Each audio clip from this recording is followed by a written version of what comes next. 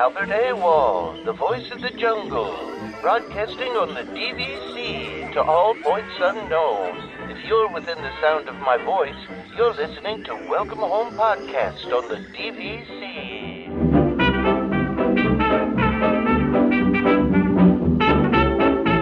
Hello and welcome home.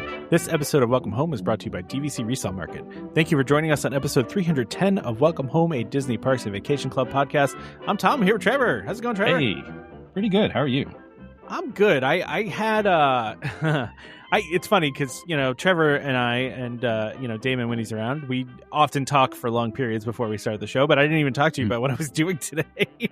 Oh, what were you doing today? Yeah, that's a good question. So first of all, I have to relay this because I thought this was funny, but my sister actually is at Alani right now. Yeah. So I think I've told you before, my sister's in-laws are big DVC members. And in fact, that's where I first heard about DVC was from them, because my sister is married to my best friend of 25 plus years. And so I spent much of my childhood at their house, and they were like second parents to me. Right. So I know them very well. And so now that my sister's married to my best friend, she has all the DVC benefits and all that fun stuff. So she's in Alani because they've been planning to do an Alani trip for a long time. In fact, I think they own it Alani. My best friend's father used to go on all these rants about how great of a value buying at Alani was. That's neither here nor there. Yeah. But that aside. That aside. But anyway, so she texts me as soon as she lands, and she goes, I literally just landed, and the first thing I saw was a Lilo and Stitch plane. I was like, yeah, I mean, that sounds right. I mean, that's the one place you should see a Lilo and Stitch plane. Of course. Yeah, immediately. And now she's now like a big Stitch fan after seeing the movie, because she never seen the movie and didn't really get the whole Stitch thing. And when we went and saw the live action movie, she's like, oh, I totally get Stitch now. Stitch is awesome. I'm like, yeah, Stitch is awesome. And so it's funny because now she's like all into it. But I will be interested to hear about Alani from her, because my wife and I were actually just chatting. I was like, maybe next year we do Alani. I would love to hear her take on it too. I mean, if we can get her to, give us either a trip report for the show or something, like that would. I could probably get her to come on here. I think she's asked before, and I said no because she's my sister, and that's what you do to siblings. Yeah, I was just kidding. She can definitely come on. I mean, if she's willing to do it. It would be so weird if we were like, my brother came on and we talked about our awesome trip, and then I was like, no, I don't think I want your sister to come on. I don't want her on here. Okay, and for everyone, just so everyone knows, I do know Tom's sister as well, because we've all played mini golf together. So we all do stuff together. So yeah, it would be very cool to have your sister on the show. Here's the thing. There's nobody, and this is like your brother too, right? Like nobody roasts you like your sibling does, right? Oh, like, yes. Yeah. So like, I know she would just like spend the entire podcast just ripping me, which is fine. That's our relationship. Like that's what we do.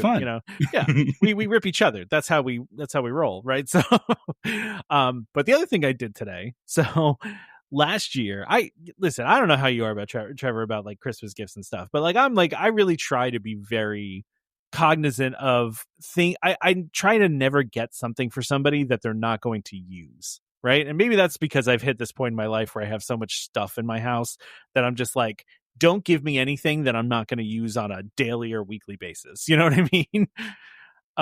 Yeah. I see the logic. I don't approach Christmas gifts quite the same way, but I can see why you would want to make sure it's something of value, I guess. Yes. Or an experience. Yeah. And yes, so exactly. Yeah. My dad had said offhandedly last year one time, he's like, you know what I've always wanted to do? I've always wanted to do indoor skydiving. He's like, because I want to go skydiving, but I don't actually. He's like, he doesn't really love heights, so he didn't want to do jumping out of the plane. So you go into a wind tunnel, and you do one of the indoor skydiving companies called the iFly, right? So we had bought him a gift certificate for Christmas last year, and so we did that today. We went with him, and my wife did it too. It was nuts, dude. It's like, I didn't do it. I'm good. No, I'm cool. I would have loved to have seen a picture of that, but oh no, I mean, listen, as I'm watching it, I'm like, nope. Also, I mean, too, that it looked surprised. It looked kind of painful in a way. So okay, why? I mean, They actually, and we were talking to the instructor, and he's like, yeah, he goes, the first 3 months I was here, I was literally just couldn't move after working, because it's just like, it's a lot, I guess. And my wife said, she was pretty sore afterward. I mean, it's only 60-second sessions too. It's like 60 seconds at a time. But like, I guess because it's like 120 mile per hour wind, it really, it's pushing against your body and making you like flex in ways that you're not used to. Yeah, exactly. Okay. Yeah. So they did that today, which was fun. I mean, listen, I had a good time watching them. They looked pretty funny, because their faces were like being pulled back by the wind, and it just looked really funny. But I had to bring that. It's almost like I don't want to steal Damon's thing, but it's a Tom detour for today. It's just I did we did that this morning, and it was like I said, it was very interesting. But they let kids, like young kids, do it though too. We saw a kid that was my daughter's age about to do it, and I was like, it's like, man, I actually, we said to my daughter, we was like, do you want to do it? And she literally just looked at me like, are you seriously asking me this? Like, there's no way I would do this. So yeah. Anyway, I feel like I could probably convince my son to do something like that. Think so? Yeah. Yeah. Would you do it? I would try it once, because I'm of the same opinion as your stepdad, that I don't ever want to jump out of a plane. I actually had the opportunity when I was like, my friends all went and did it. Like we were like just graduating high school. They were like, yeah, let's go jump out of a plane. And I was like, no, that's not me. But in a controlled space. And I guess this is the thing is, let's bring this back to Disney is, the thing about indoor skydiving is it's the same thing as like riding a roller coaster, is that it's a controlled experience. And not to say that, nothing could go wrong, but there's less chance of things going wrong. So I would definitely try it, I think, just to see how it is. But, funny enough, Trevor, they only have like 4 Canadian locations, and one of them is Calgary. Look at that. Yeah, I know. Actually, when you said you're familiar, I was like, I know what that is. It's really it's a very cool concept, honestly. And my wife has gone actual skydiving, right? So she has been real skydiving. And she did it before my daughter was born, so this was many years ago. And she actually said she liked this better because it was, first of all, it was longer. When you skydive for real, it's only like 45 seconds long. Yeah. This shit was 60 seconds, and she got to do it twice. So it was, much longer, and you don't have to worry about that pesky parachute piece, and more value for your for your money. Yeah. She also, it's just it was neat though. I wanted to talk about it because it was a neat experience to even just watch, like, even though I didn't actually do it. Watch maybe Disney Springs will get a skydiving experience at some point. I'm kind of surprised they don't have one. It feels like a perfect thing for that. It like kind of does if you think about it. Yeah, it does. Like, maybe they have another location somewhere in Orlando. Yeah. But okay, what if you were to theme indoor skydiving to Disney something? Yeah, what would you theme it to? This is a really weird question that I didn't think I would be asking today, but let's go there. Here's the thing, right? Like, I feel like they're missing an opportunity. I was thinking this while I was sitting here, because I was thinking like an Imagineer. I was thinking about, like, how do you plus this, right? Like, how do you make it cooler? Like, the fact that you just have windows around you, it's like, but why? Like, put some screens in there, make it seem like you're actually falling. You know what I mean? Like, have an animated, and then, so, to your point, to Disneyfy it, right? Let's say you do that. Then you end up with, you could do like, Goofy's skydiving school, right? Goofy's next to you, right? Yeah. And of course, Goofy's chute doesn't work, right? And neither does his backup chute. Like that, you're thinking like that scene in Roger Rabbit where Mickey and Bugs are skydiving next to the detective. Yeah, totally. Yeah, that's exactly what I'm thinking. Oh yeah, so there is one in Orlando, fairly close to Epic Universe, like right down the road. There. So there you go. But anyway, yeah, and so yeah, that's what I would say. I just thought it was a missed opportunity. I'm like, dude, you can get screens that are that big now. Given all the people on the outside wouldn't be able to see what's going on, but like, you can even get like translucent screens, like if you turn them off and you can see, right? Like, that's not. Yeah, I don't, like, you're right in that it would be cool, but I feel like that adds an extra layer of like intensity. Yeah, intensity. And the thing about being in a skydiving or, in close skydiving thing is that motion is not actually a problem because you're stationary. Yeah. But if there's like a simulation of skydiving, I feel like that opens it up to like, yeah. Well, you make that an extra paid thing, right? So like you can do that, but you give you the option to do it because I can see where. Yeah. Anyway, so I just wanted to talk about that because I thought it was interesting. But that was a fun aside. Okay, let's talk about some. Or do you want to start with the line first? Or? So we got a voicemail. Although this was not really a DVC tip or a trip report, I felt like I still had to play it because it was in reference to the song that was stuck in my head last episode. So let's play this. Let's play this voicemail here. Hi, this is Megan from Columbus, Ohio.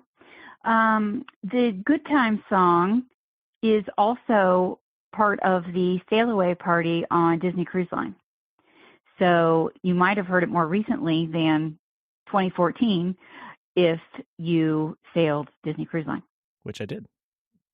Oh, very cool. Well, thank you for that. Thank you for that message. That was a good point because I guarantee I did hear it on the ship, right? Like but it's like it's one of those things that just probably played in the background, and I didn't register. You didn't equate to what it actually what I mean? Is, yeah. Yeah, I just it didn't. Yeah. I don't know. It just didn't register with my brain, but you know what I mean. But thank you for calling in with that. I've no listen. Our voicemail line is for whatever you guys want it to be. If you just want to make comments about the last episode, and we'll play them. I mean, it's fun to hear directly from you guys. So please, give us a call. Yeah. We have the number out there. It's 833-947-8477. So, leave us a voicemail like that. We love playing this stuff. And again, thank you to Megan from Ohio. Appreciate it. Thank you for calling in and taking the time to do that. So that's great. Yeah. Yeah. And I hope, we get people commenting in the Facebook group all the time. Yeah. You can leave us a voicemail as well. Yeah, you leave us a voicemail. Do you want to hear your voice on the show? Do it. Yeah. Not everybody does. I actually, what was I talking about the other day? Where were we watching? My wife and I were watching a show, and there was a guy with like a really great deep voice, and I was like, I wish I had a cool voice. And she's like, I think you have a cool voice. And I'm like, I've heard my voice. It is not. Yeah, I feel the same way about my voice. I'm like, people are You've like, got a good deep voice though. No, I don't hear it though. It doesn't sound like that to me. Just like how people say me and my brother sound similar. They're like, yeah, I can see we're your brothers. And we look at each other and we're like, I can tell the difference between you and your brother. I can tell the difference. Yes, but it's still like people still are like, you guys sound like brothers. And we both look at each other like we don't think we sound the same at all. But that makes sense. Yeah, that makes sense. Anyway, so this is kind of like sort of DVC news, but like separate, right? Yeah. But so one of the things I thought, and this came up when Disney decided to, or DVC decided to build DVC rooms at Fort Wilderness. I remember a lot of people were like, well, like what about like the pool and stuff, right? Because I remember that came up quite a bit. Well, here's your answer. So Disney is going to be extending the pool at Fort Wilderness, and this is specifically the Meadow Swimming Pool, right? And they're going to be making this looks like much bigger, right? Mm-hmm. I mean, it's going to bring a new zero entry pool and additional deck space, and then they're also going to do some more recreational stuff. And the existing pool is going to stay open while they do this. So this will be good for. I mean, I think they probably also realize too that like and I think we've been seeing that Fort Wilderness has not been selling great. The cabins have not been selling great, which it's kind of understandable. But they probably also understand too that DVC members are used to the amenities of a DVC resort, right? Like, and that's no offense to the pool that exists there, but they're doing an upgraded pool is going to help it make it more attractive there. Yeah, totally. And I thought the same thing when I read this. And yeah, the other things like they're adding like pickleball courts and stuff as well. So they're trying, like you said, they're trying to make the area in general just more attractive to not just DVC people, but everybody. Yeah, of course. And also like in thinking about it, like they just opened up Stormalong Bay again, which they did, yes. So Disney is I feel like they're in kind of, or I mean, I guess they're always perpetually in like upgrading and improving these kinds of spaces anyway, right? Like because you do have to do that over time. You do have to go back and like redo pools and stuff because they do get dated. They do need maintenance and all that kind of stuff. I feel like, they probably looked at it and went, well, Fort Wilderness is not, it's not performing well as a whole. So this is a good opportunity to do the upgrade. And then, yeah, probably the intent is it'll get more people coming there when it is upgraded. And, maybe they'll sell some more cabins. And maybe I do like the fact, like you said, that they're trying to do this, or they're trying to keep the pool the rest of the pool area open. So so there's going to be like walls up, but if you are staying at Fort Wilderness, it's still going to be a usable resort. And I would equate this to when I stayed at Caribbean Beach. They were doing all the renos around their like main area where the quick service was and everything. Yeah, and that's a good example of like, it definitely needed it, but we were actually so the quick service there was actually moved to a tent. And so there's like this large like party tent area that you went to for the quick service. I'm hoping that it's not the same kind, like it shouldn't be the same kind of thing at Fort Wilderness. No, it shouldn't. But while renovations are going on, it never feels good when renovations are going on, right? But knowing that there will be something, better at the end, like I think, that to me this would be something as, knowing that they're doing these upgrades, it's like, oh, maybe I'll stay there in a year or something, kind of check it out when they're done everything, right? So just keep that in mind as you're planning your own trips. Yeah, exactly. So listen, not too much about that, but I mean, it is DVC news because, Fort Wilderness is a DVC resort at this point. And, partly, of course. And they did just build the model, cabin as well over there. So I think that just, the 2, model rooms just opened over there. So you can actually check them out now. And obviously that's open to members and non-members to check out, and then, don't forget that Reflections Lakeshore Lodge is also coming along quickly. I don't know if you've seen pictures of that lately, but dude, it's like it's gotten real big real fast. Like they moved faster on that than I feel like I've ever seen them move on anything. I feel, but you also have to keep in mind, I feel like there was a lot already done. Oh yeah, they were underway and it was just paused. So yeah, they did the foundations and stuff like that already. Like they were ready to go on that one. Exactly. So it feels faster just because of the fact that they didn't have to start from scratch with it. But you're right. It like I same thing. I've seen the pictures and it's like, oh, like you can see it like very clearly from the Contemporary. Like there is another building there now, which. I mean, we'll see. Even when I was there in May, when we left from the dock from Wilderness Lodge, like you get a great view of it from Wilderness Lodge, and it's huge. It looks like it's going to be a very large resort. So, and that was the original concept. They haven't said a whole lot about it since restarting construction outside of calling it Lakeshore Lodge, right? Like we haven't really gotten any more details about it. So. But something we have gotten more details about, Trevor, look at that transition, right. Finally, is Test Track. Yeah. So Test Track, we found out, the amazing thing about this, Trevor, and this blows my mind. We still know less about this that's opening in a month now than we do, I feel like, about some other things that are just conceptual at this point. Like they've given us so little information about Test Track. What's new, right? And so, first of all, they've announced the open date, which is July 22nd, right? So that's about a month away. Mm-hmm. Yeah, actually, a month as of when we're recording this. So, yes. Yeah. They do say that there's going to be an all new musical score, which great, right? Fun. I wasn't going to Test Track for the music, so okay. You weren't. No, I'm trying to remember what the music was at Test Track. I will say I like the new logo. The new logo looks pretty cool. Mm-hmm. It's very cool. Yeah, it's very clean. And so what is interesting though, Trevor, did you watch the video that is embedded in this article? The demo of the LiDAR technique. Yes. Yeah. Or the lights that are emulating LiDAR scanning. Yeah. Yeah. So what's and this is probably the most we've seen from inside the ride, right? First of all, the effect of it changing from a real building into the LiDAR view is actually pretty cool. I don't know if you saw that. That was yes, I did. Yeah, I watched it a couple of times.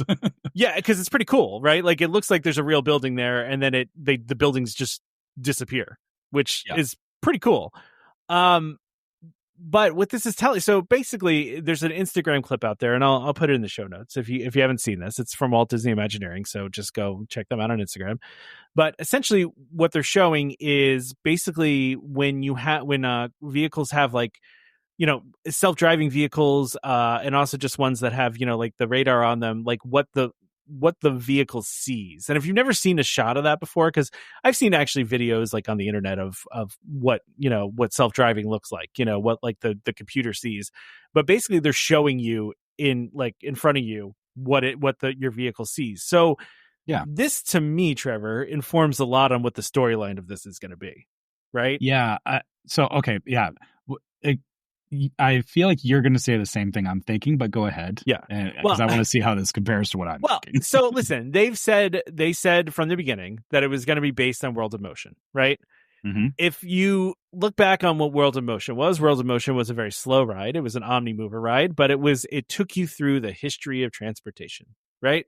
So like that's what it was, right? So if we're going off of that and we're talking now about this part where you have the LiDAR piece, my assumption is we're going to follow that same kind of idea of like the beginning of transportation to where we are now, where we are now is, we're going towards self-driving cars and all of these new features that, where the car is able to see more. So I feel like this is probably towards the end, if I would guess.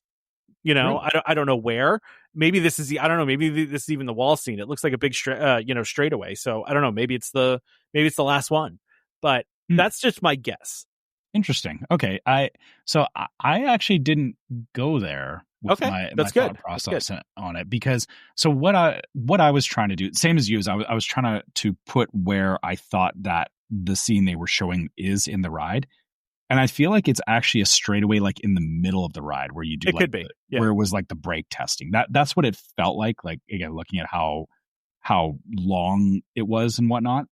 So to me, it like you said, if they were going through like, the history of vehicles and evolution and all that, it doesn't, or maybe the LiDAR stuff is not as, I mean, I know it's not as new as we all think it is. It's actually been around for quite some time. So maybe it's, it is there, but it's, there are newer things that they're going to present further in. But I was actually thinking that this was going to be, not explain the history of vehicles, but like displaying what vehicles are capable as of right now, which when I was thinking of it that way, I was like, okay, that's great. And, it shows a lot of cool tech, but it kind of sets it up for the same problem that it's had in the other two iterations, where it'll become dated very quickly. That's true. That's true. And that's kind of what I was thinking about was, you're right. Depending on how they frame this, it can either be something that will, make sense. Like, it doesn't, or it becomes timeless, right? It's, Test Track is explaining, the history of vehicles, and kind of like Carousel of Progress, which I know you can say Carousel of Progress is dated, but the message of it isn't dated. Like it's about evolution and changing times and all that. I feel like, your approach to it, I hope it is, that's how it ends up. But looking at where they put that particular scene in, I feel like it's going to be like just one of many things they're showing off, which to me feels like they're just like showing off technology. Yeah. Kind of just flexing like, hey, look what cars can do right now, which, it's a cool story. It's fine too. Yeah, it's fine too. Don't get me wrong, but but that's something that like, we could end up with like, hydrogen powered cars and we have no idea what that's going to look like 10 years from now. Right. Yeah, exactly. Yeah. And then it's like, does it age well? Does it not? Right. Like it's, so yeah, I'm interested. Like you said, the interesting thing is, we don't know a lot about it, or they've been very, very careful about not revealing too much. So I'm very curious what this is actually going to look like when it opens. And, to that end, we'll cover the second part of this, which is there are going to be some previews for Disney Vacation Club members. So, for anyone that is going to be down there in the next month, we don't know the dates yet, but they did announce it, like similarly to how they did with Tiana's. They give certain groups of people like annual pass holders, DVC members, Club 33, all that. They are getting the opportunity to preview this sooner than others. So, I guess for anyone that is listening to this, if you do get a chance to preview this ride, we'd love to hear your take on it, because for sure. I know there will be lots of stuff to see about it in a month, but I'm very curious what this is actually going to look like, because, just the two of us talking here, it feels very open to interpretation at the moment. 100%. Yeah. And actually it's really interesting, Trevor, because I rewatched the video after you said that. Right. And then I can see, it looks like first of all, it looks like there's a part where a car comes out, right, and makes you swerve. So it looks like there is a swervy piece at the end of it, which would mean it's not the end. Right. That would mean it's like so like I said, it's either where they do the brake test, or actually, it's the brake test is, which would make sense for the car coming out, right? I mean, because there's the long straight with the brake test, and then there's the switchbacks, and then at the end there's the truck that you swerve to avoid. But it's not that, right? Like no. I feel like it's in the middle of the ride. Yeah, I mean, I think you might be right, because then the end of it is probably going to be some sort of like, what's the future going to hold kind of thing, right? Like where they're trying to predict the future, where like you were talking about. So, I recant what I said. I think it's going back and doing something a little different there. So listen, I have to say that we really didn't know what to expect, but this clip is promising, because I mean, one of the complaints was about the 2.0 version. I guess you'd call it 3.0 if you consider World of Motion to be 1.0. But the complaint was that it almost like felt lazy, right? Like they just kind of like threw just some neon lights in there or whatever. Yeah, and it did not feel as good as the first iteration of Test Track, and especially like that middle part that we were just like talking about. If this is replacing that middle section was boring. Like it was, because it used to be like, they were like, oh, we're testing your brakes, and there was like it felt like a little bit of a little bit of action, but in the previous iteration that they just shut down, it felt very like you're just like speeding, and then you kind of like swerve a little bit, but it wasn't really doing anything. Like you're just like, okay, like what are you doing? I do wonder. I wonder if it's maybe like, I don't know. I guess we're gonna have to find out where it actually is, because, but I will say this clip makes me hopeful, right? Because it looks cool. I mean, listen, that effect looks very cool. The way that they did it and did like a visual representation of what LiDAR sees is pretty neat, because I feel like most people don't actually even know what your car sees, right? Like unless you like watch like car videos or something like that, like and I just have happened to see it a couple times, and I'm like, oh, that's pretty cool. But I'm just wondering what it's what the whole thing's gonna look like. And listen, I think Test Track is too big and too visible for them not to put a lot of effort into it. And I know maybe people think, well, 2.0 wasn't great, but I mean, I think they probably also thought that was going to be good too. So it's hard to know what's going to resonate with people, So, somebody had an idea at the time and it just didn't hit. Didn't pan out. Fair. Yeah. But the other thing too about, again, just this one clip is that, not talking about the LiDAR part of it, but the transition of the buildings. Yes. That's very much reminding me of, the clips we've seen of the Beauty and the Beast. The transition. Was it in Shanghai? Was it? Yeah.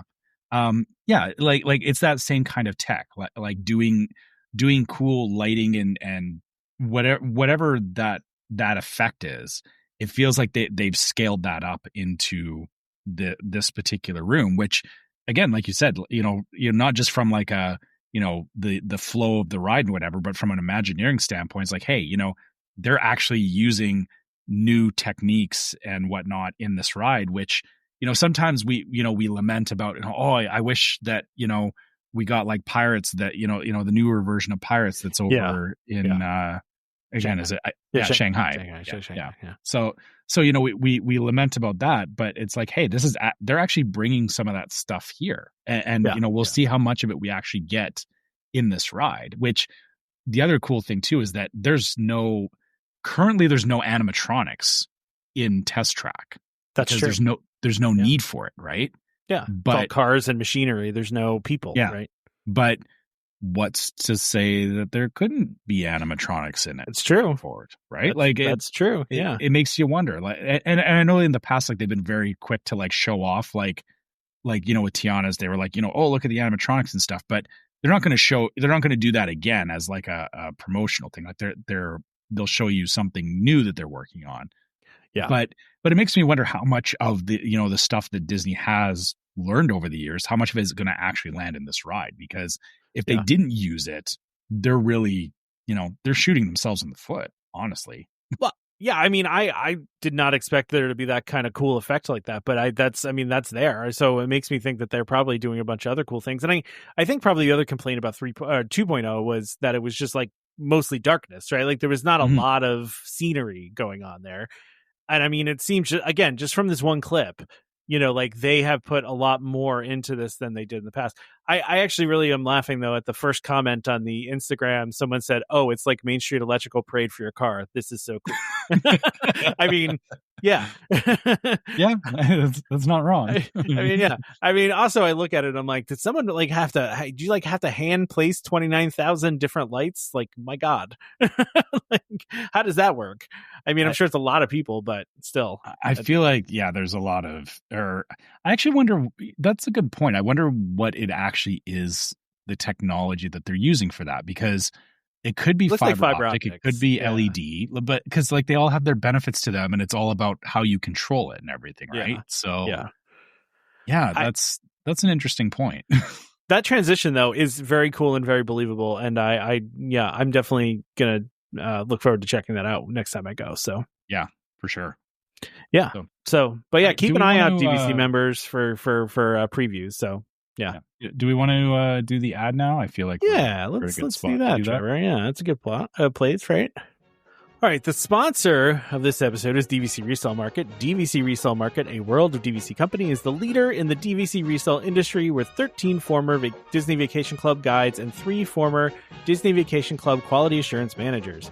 If you're thinking of buying DVC, browse the largest selection of DVC resale listings anywhere, with DVC experts on hand 7 days a week to answer your questions.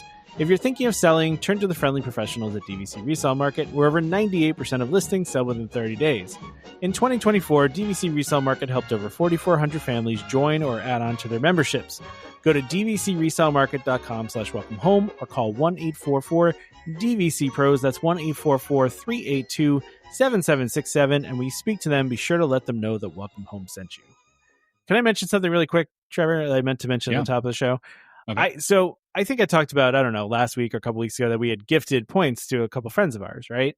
And we had, we booked them a reservation at Animal Kingdom. And listen, it was a last minute reservation, right? So there were, and there was no Savannah view available, right? So they had a parking lot pool view that we booked for them, which they were happy about because, they're staying on property and they don't have to pay for it. And, which I think, listen, like, they were cool. Complain about. They were totally cool, right? And they were totally cool with it. They were so appreciative. They were, they're good friends. And I've talked about this many times. We bought DVC to share with our family and friends. That's at the end of the day. And so some people are like, oh, it's nice you did that. Well, yeah, but I mean, we want to share with our friends. They're good friends. So anyway, I knew that there's some rooms that are listed as pool or parking lot view that are partial view Savannah. They don't necessarily advertise them, but they exist. Well, we purposely didn't tell them that, because they don't have there's not a lot of them, right? So like, you just kind of got to get lucky, right? Yeah, you don't want to set bad expectations, right? Don't want to set bad expectations. Well, they got there, this past week they went and they sent us a message. They got a partial view Savannah, Savannah view, and their kids were so pumped about it, and I just was like, it made me really happy. And it's funny because I talked to my daughter about this too, because it's like, I was like, kid, you don't understand like this now. Hopefully you will someday. But like, you are very spoiled in this way, right? Like, because most kids never get to go to Disney World, and number 2, like, don't ever get to. I purposely did A and 2, by the way. Yeah, have multiple trips and get to go to a place like Animal Kingdom Lodge, which we have animals outside your room. Like, that's not something everyone gets to do. And so it's like, because she's 7, she doesn't get it yet, but she will someday. But it is, I always try to communicate that to her, because it's just like, man, just to see the look on the kids' faces was worth, just worth it to give them the points for that, So yeah, totally. Yeah, it's my daughter's best friend is who is, it's nice. their family, so she'll have the or her friend will understand every time that you take your daughter now. Exactly. Like, wow, she's going there. Yeah, I know. Well, I'm also just trying to like live vicariously through them too, because like I said to my wife, I was like, "Oh, how was the trip? How was the trip? Tell me what happened. What did they do? You know, like." And she's like, "I'll talk to her soon. They just got back. Relax." Like, it's like, but I want to know.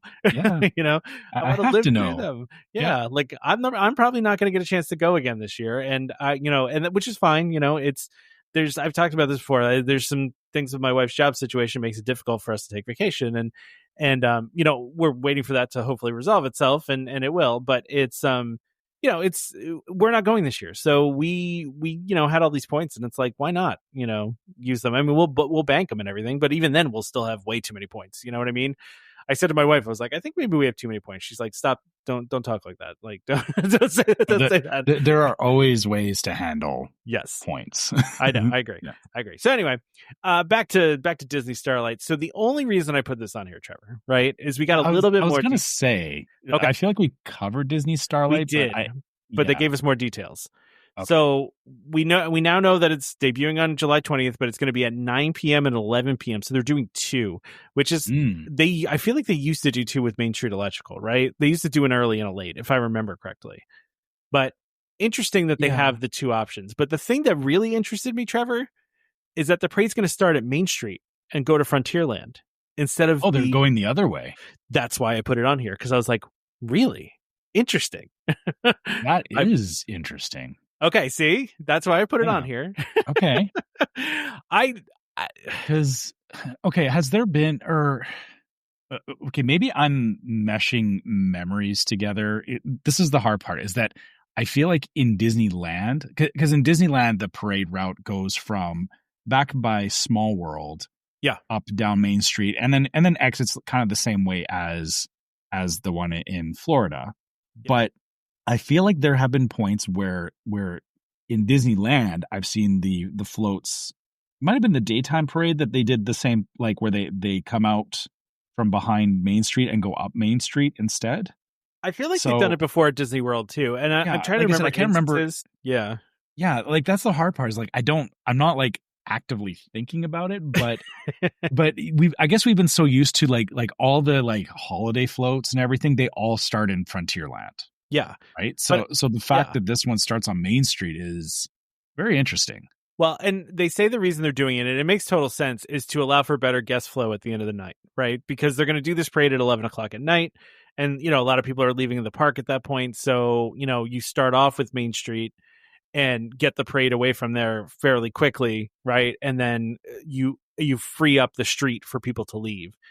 Right. So it makes sense. It makes total sense when you really think about it. It's just interesting because our strategy with Festival of Fantasy has been to go to Frontierland, because that's honestly the best place to me to watch the parade, because you get the closest. It comes by there first, so you can, be done faster. And then you can get out of there while everyone else is still waiting for the parade. Exactly. Right. And so like that's been our strategy. Now this kind of changes things a little bit, although I could also see it being really convenient if you are on your way out and you want to catch it. Now you can just stop on Main Street, watch the parade, and then walk right out, right? Like it does make it a little more convenient in that way, because you don't have to wait for it to come your way, right? That's true. Yeah. Or again, alternately, like if you're coming in, you can also like, and I know this is like a nighttime thing, but you could still make use of the train as well. So you could watch the parade, get on the train, and then go to Tomorrowland, because we're not allowed to have the train running for more than like 2 weeks at a time, it seems. So still running, it's just going backwards. Yeah, I'm just bitter. Okay, listen. I understand. I am bitter. I got to ride the train, and then I'm sad because the train's not running. But it's running. It's just going. I actually think it makes it fun, because don't you want to go backwards on the train? That kind of sounds fun. I don't know. It's going to be weird that it's doing that. It is. But anyway, back to the parade. Yeah. It's very interesting that they made this choice with it. I do also like in this article that like one of the first things they have in here is, will there be Disney Starlight merchandise? Of course there will be. Of course. But again, they just use that as a means of like showing off, like leading into the, showing off all the merch from it. But it's just funny how they're like kind of teasing as like, No, we would never promote, our brand new nighttime parade that we haven't had in years. That, everyone's been lamenting Main Street Electrical Parade, but no, we wouldn't do merch for this. Like, I mean, listen, I'm just poking fun at them because it's funny. Like, of course, it's obvious and like. Yeah, I assume there would be merch for this. They don't do anything without merch. Okay, there's merch for everything. Okay, yeah, but listen, it is interesting though, Trevor, because I am positive that there were times that they did start different parades from Main Street and went to the back, right? But just never been the holiday. I guess that's the thing is all my recent parade memories have been the holiday parades, and those have always gone from Frontierland. So I guess I just kind of assumed in the back of my head that was like, oh, they just start parades from Frontierland. But this is interesting, Trevor. I Googled this, right? And I'm on the WD Magic forum from 2011. Okay, 2011 this post is from. At Magic Kingdom, every scheduled parade starts on Main Street and then travels to Frontierland. So this was not that long ago that they were doing it from starting in Main Street and going to Frontierland and not the opposite. So I wonder when they switched it though. Because in 2011 it was starting in. I mean, everyone's saying in this thread that it was starting at Main Street and going to Frontierland. So obviously at some point they changed it. So, and we really started going to Florida in 2016. So it's been in the last 8 years for sure, because all of my recent memories in Florida have been the parade coming from Frontierland. And I feel like, all the parades that I remember going down Main Street, it was in Disneyland. It wasn't in Disney World. So it's just one of those things that I would not have committed to memory, but I do remember going the other way before. But now I'm so used to starting in Frontierland, I just kind of forget that I forget the times that it ever happened at Main Street. Starting at Main Street feels weird. It doesn't. It feels wrong. It just does. I don't know why. But. Yeah. Now, this does beg a question of how, like you were saying about how you would catch the parade in Frontierland. Do you think that this will make Frontierland more or less busy? It's a good question. I don't know. Because I feel like people will be, like if you want to catch the end of the parade, like you have to kind of plan as you're walking there to catch it, or you're sitting in Frontierland the entire time waiting for it. Yeah. Which, I wonder how many people will opt to go to Frontierland instead of waiting on Main Street, right? It's interesting. Maybe that's part of why they're doing this too, because they're about to ramp up all this construction over in Frontierland. Maybe they want less people in Frontierland. That's a good point. That could I was thinking about that too, is how is it going to play with the construction? Maybe that's the intent, is that it does keep people out of, or not keep people out, but it's not as appealing to go and sit in Frontierland late at night. I mean, really, honestly, I'm every time I've been in Frontierland late at night, there's never a lot of people there. It kind of does empty out anyway. So it does. I actually, I have no idea if this is true, but somebody posted this in this forum that I was looking at, and they said sometimes if it's raining, the parades will run backwards. And by the way, backwards at this point is the way they run now. So we'll point that out. So when they're saying backwards here, they're talking about running from Frontierland to Main Street like it does now. But it said this is because some of the heavier floats have a hard time getting up the hill near Pecos Bill when the ground is wet. That actually makes sense. I mean, I could see that as a reason why they maybe switched it around. But and actually, I guess, going now, that's actually a very good point too, is going up Main Street is also a hill climb versus coming down is true. Yeah. Huh. I didn't even consider that. That is an interesting thing. Yeah. I like that. Yeah. So anyway, I mean, listen, I don't, we know a lot about the history of the parks and stuff, but I don't know. I don't remember everything. Right. And I remember running this way, but I don't remember when timing, but it is interesting they're doing it this way. And they also did note too that it's not running during Mickey's Not So Scary Halloween Party, which makes total sense because they have their own parade for that. So yeah, that would be weird if they did the parades clashed. That's that. Yeah, that doesn't make any sense, right? All right, so let's talk about the new Disney Pixar movie Elio, which by the way is getting really good reviews. We saw a preview for it when we saw Lilo and Stitch. And it was funny. I mean, everybody in the theater was laughing quite a bit. It looked pretty funny. It looked like, really good Pixar stuff. Interestingly enough, it's not expected to do particularly well the first weekend, but it could be one of those things, word of mouth. It's picks up, and that happened with that Elemental movie. That's actually the better way for it to happen. I feel. I would agree. You shouldn't have to over promote stuff like this.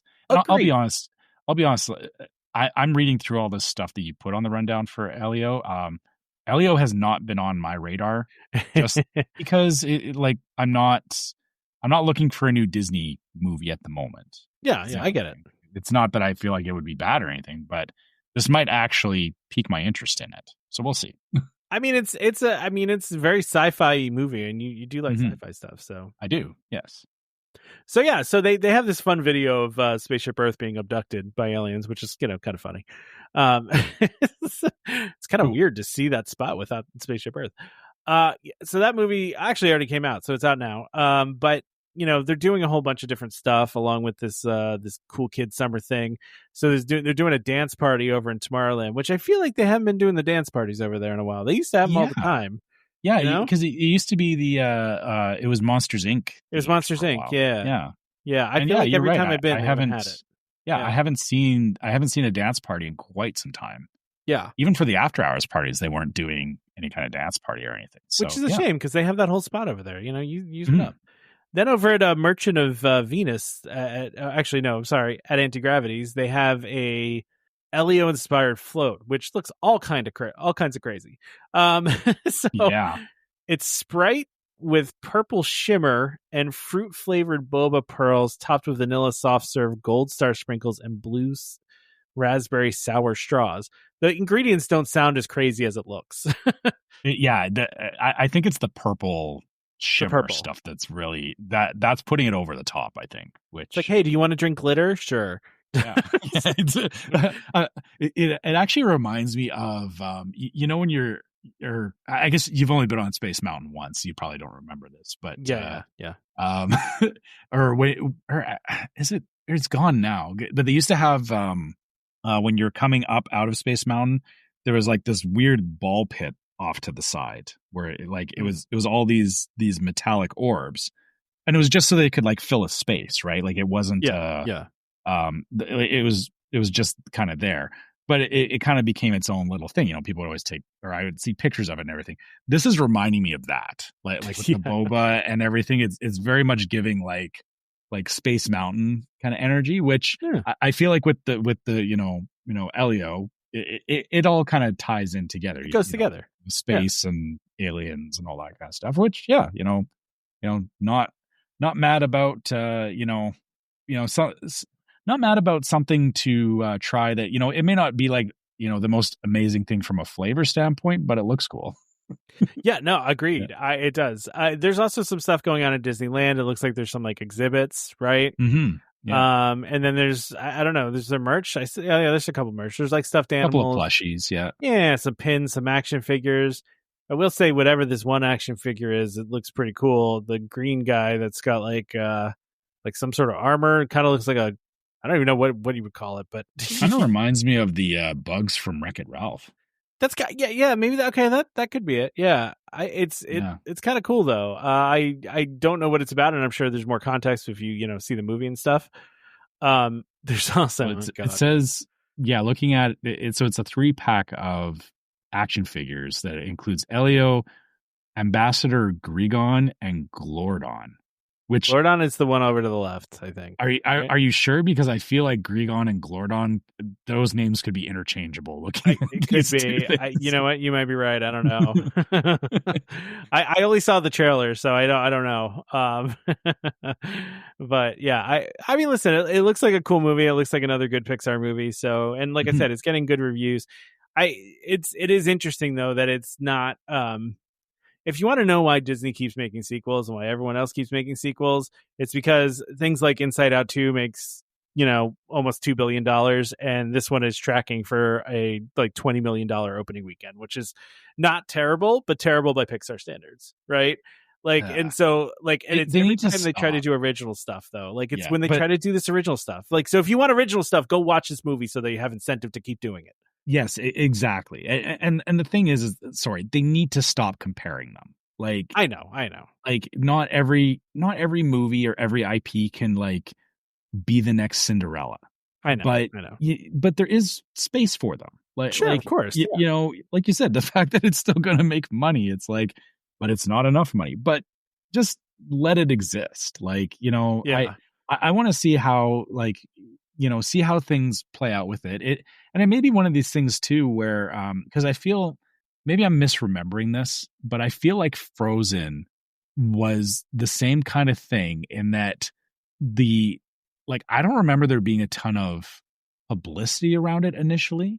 Yeah, that was a word of mouth one. That one spread fast. Yeah, and the thing is that it didn't. So because of that, it wasn't like opening weekend was good, but it didn't really blow up until later. So you know, sometimes like, you know, the whole opening weekend thing, like I don't like using that as a gauge for like, is it good or is it bad? It's like, yeah, that's just whoever decided to get on the hype train for the first weekend, right? But but I'm curious to see where this is going to sit in, you know, a month, 2 months, 3 months kind of thing, because there has been a lot of Disney movies especially lately, that it's like, you know, they come out and you forget about them.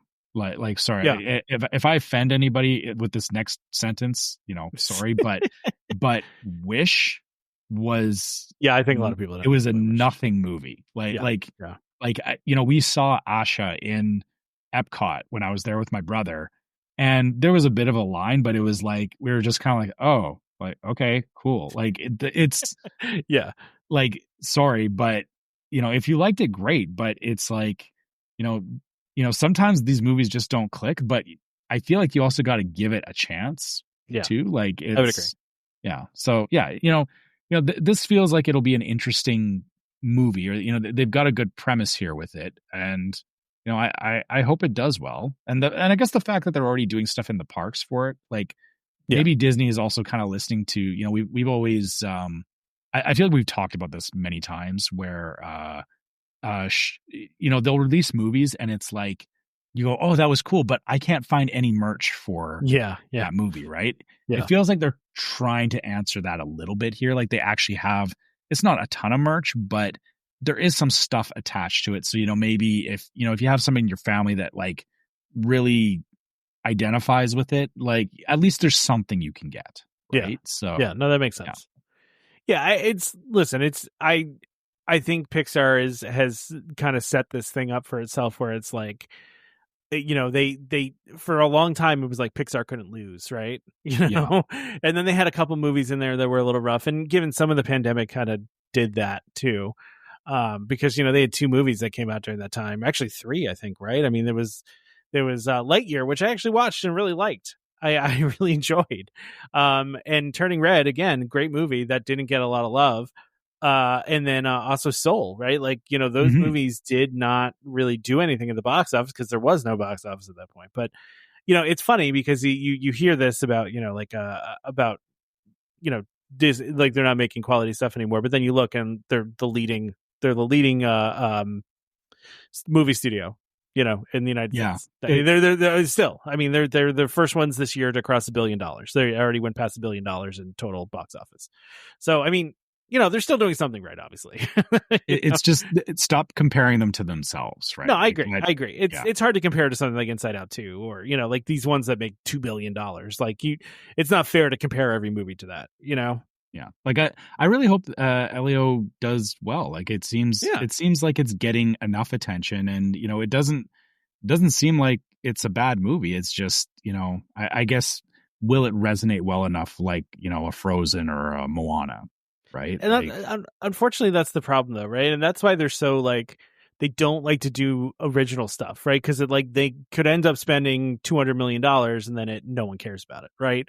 And like, so it's just safe to do the sequels and the live action stuff because they do really well, you know. I listen. I've talked flawed thinking, though. It is. Like, I know it's not you saying it. I'm just pointing out, like, that is so flawed because there are so many things that have, you know, they become cult classics when at the time of their release they didn't hit at the time. Like you know, this is the thing, is they're like, well, it didn't hit the time, we didn't make our money back. It's like, yeah, but you're a big company and you should be in this for the long haul. And sometimes it's a matter of, maybe re-promote it, a couple years later or something. Or even, like Hocus Pocus is a great example of that. Oh yeah. It did not hit well when it first came out, and it got a sequel because it built enough of a following over years that, Disney invested back in it again. But, you gotta, but also, maybe you also gotta just cut your losses too sometimes. And, not doing new things because you're afraid of failing, I feel like kind of goes against the entire mantra of Disney. And my opinion, I'm gonna die on this hill because, people love doing the, oh, but Walt would not approve of this. No, the one thing Walt would not approve of is not taking chances, because the entire thing of Disney was taking chances. Yeah, no, that's true. It's true. That's 100% true.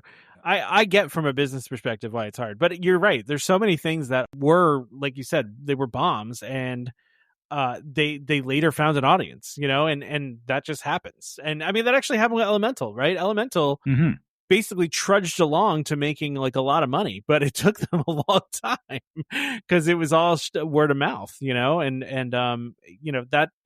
And to your point, Frozen was kind of like that too. I remember that time, Trevor, because I remember that we ended up going, and this was prior to my daughter, we ended up going just because we heard it was good, right? Yeah. Yeah, exactly. I remember seeing a trailer and being like, what the heck is this movie? Right? Like, what? Okay, great. But then like we had several people tell us, oh yeah, like the music's really good. It's really funny. It's really well done. And we were like, oh, all right, well, let's go check it out. And then you go watch it and you're like, oh, okay. But because Disney seemed taken, they were not, I think, expecting Frozen to do what it did when it happened. Oh yeah. I don't think they were either. Like there was a lot of reactionary stuff that happened, but that's why I think that, they need to not necessarily lean into shows like Elio, but like I said, give them room to breathe.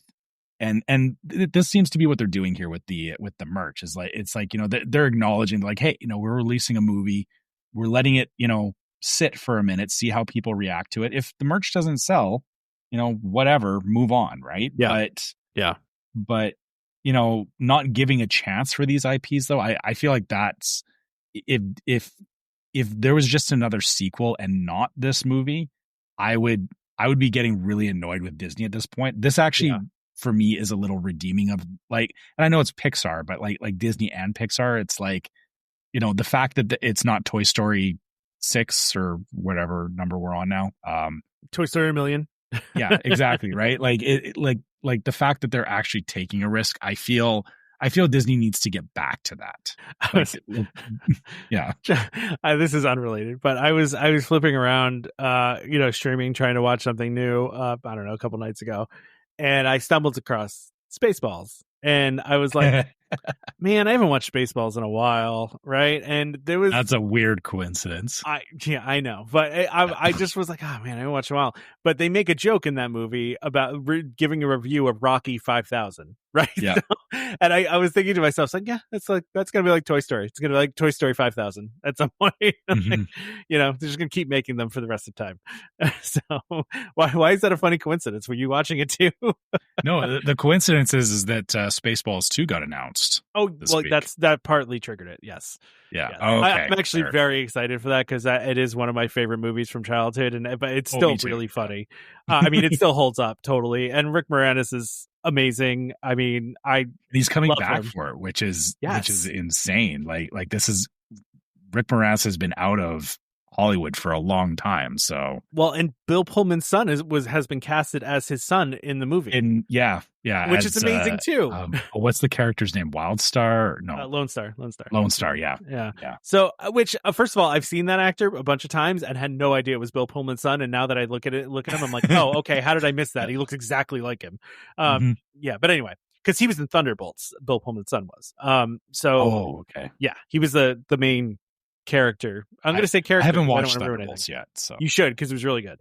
It's not on streaming. I heard that again. Hey, word of mouth. I'm hearing Thunderbolts is good. Maybe I'll go watch it. Dude, it was hilarious. It was almost like a straight up comedy. It was like, it reminded me of like old Marvel movies, not old Marvel, but like some of the earlier MCU stuff where it was just fun and loose and silly and and like I love that kind of stuff. So anyway, sorry, we got on a tangent and that happens, but I wanted to talk about this because I found this very interesting. So Disney Plus is, I don't know if you saw this, Trevor, but Rise of the Resistance, there's a POV video of Rise of the Resistance on Disney Plus that Disney themselves filmed, right? Mm-hmm.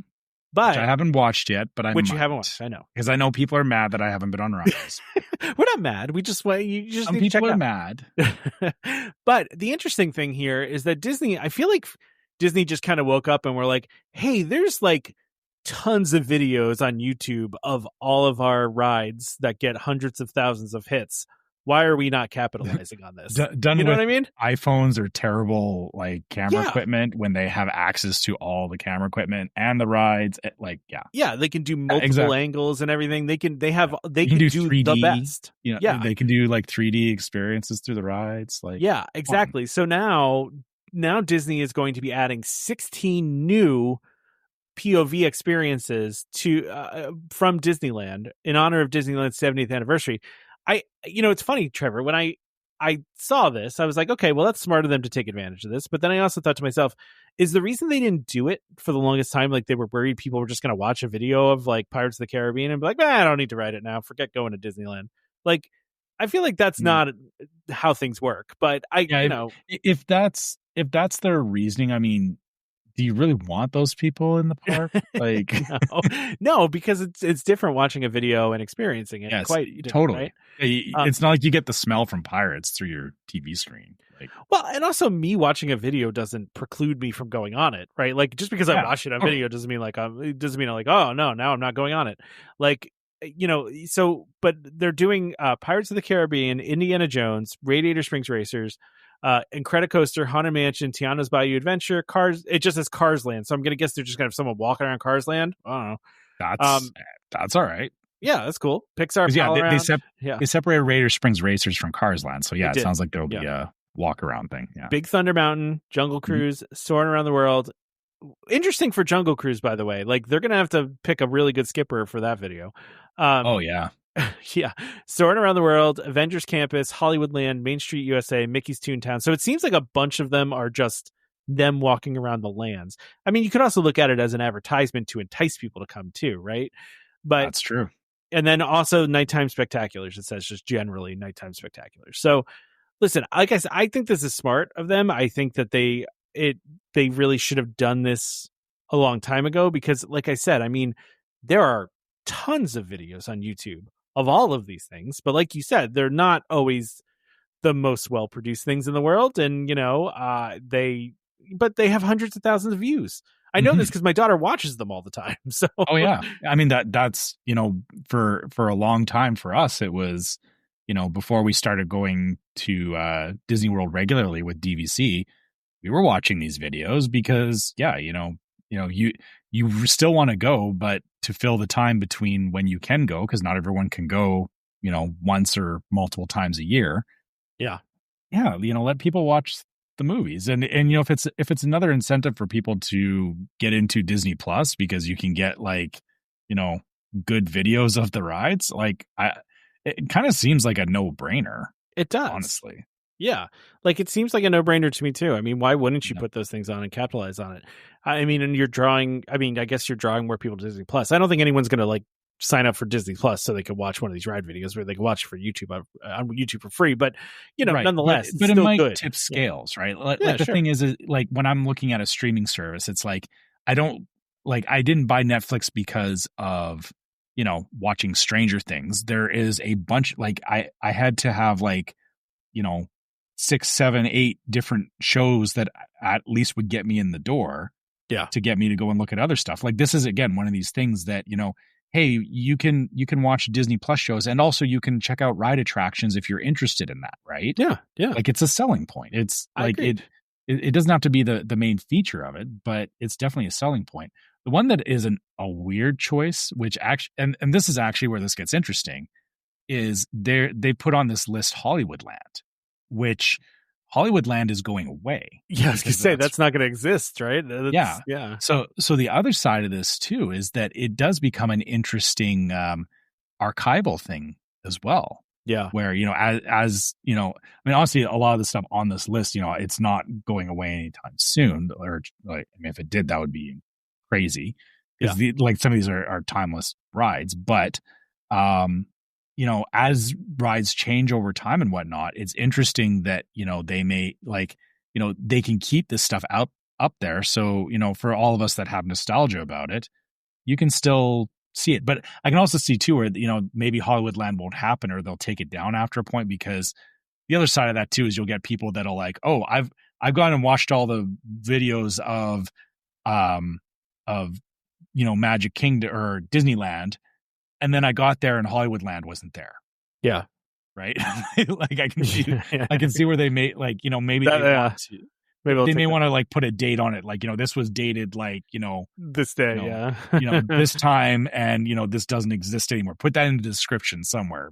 I mean, you know, people don't read the descriptions on videos on, or at least I don't. I don't know about you. I don't go like heavily reading into what show I'm watching on Netflix or anything like that. Instead of doing this last thing, I kind of want to talk about something else, like a rumor. All right.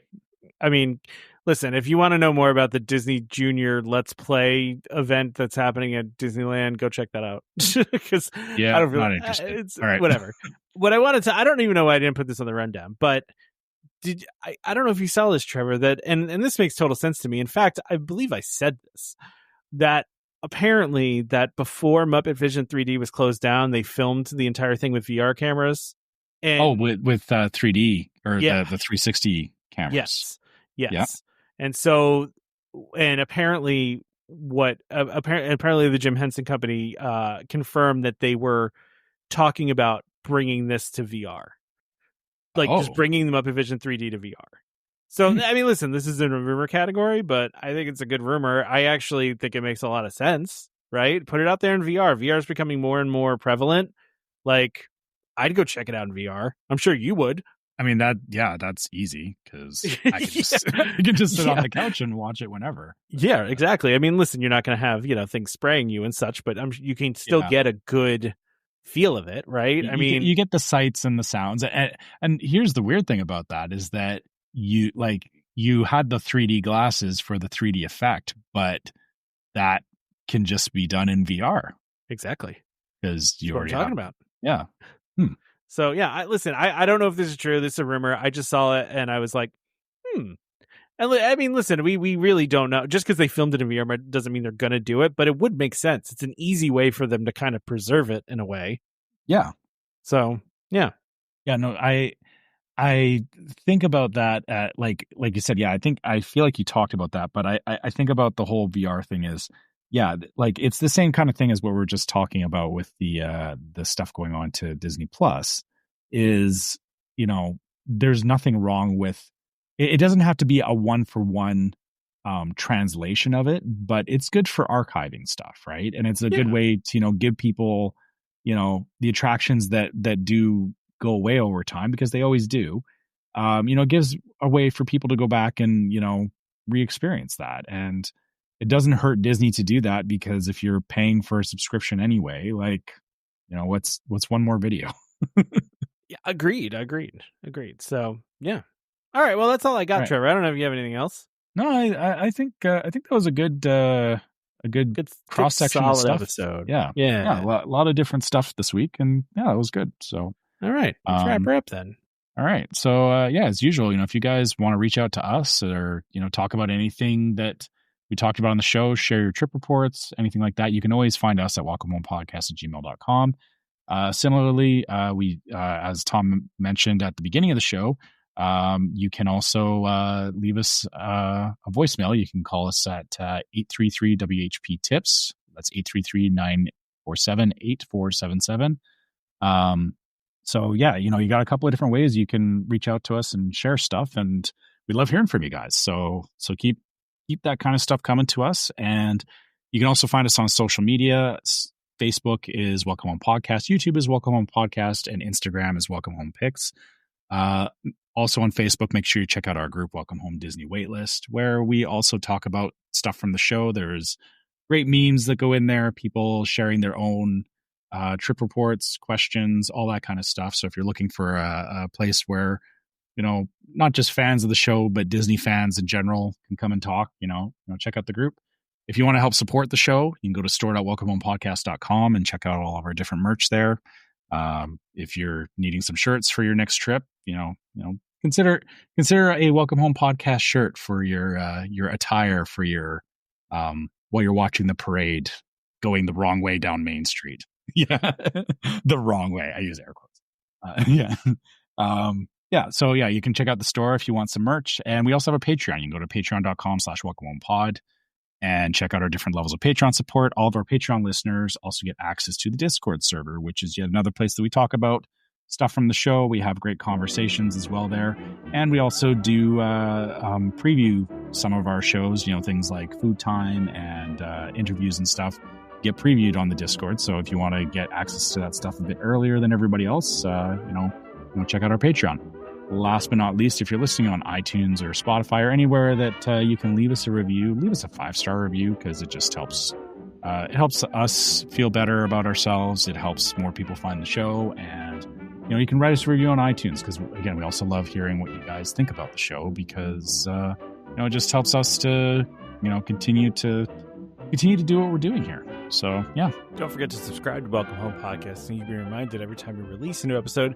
You can find our podcast on Apple Podcasts, Amazon Music, TuneIn, Stitcher, Spotify, YouTube Music, just about any place you can find podcasts. You can find us.